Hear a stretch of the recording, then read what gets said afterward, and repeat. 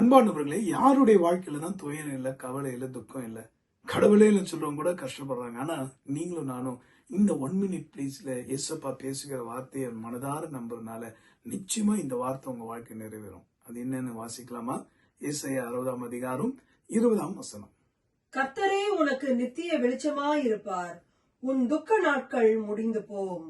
எப்போ உங்க துக்கம் மாறும் தெரியுங்களா? கர்த்தரே உனக்கு நித்திய வெளிச்சமாயிருப்பார். இருளில் வாழ்ந்து கொண்டிருக்கீங்களா? வெளியே வாங்க, உங்களால முடியும்.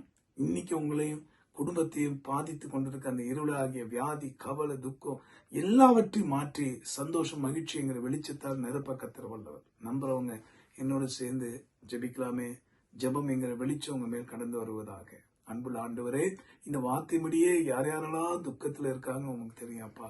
வெளியே சிரித்தாலும் உள்ளே துயரத்தோடு இருப்பவர் உண்டு. ஆனால் உங்களுடைய வெளிச்சமாகிய வார்த்தை இப்போது சந்திப்பதற்காக நன்றி. ஆசீர்வதி இயேசுவின் மூலமாய் பிதாவே, ஆமென்.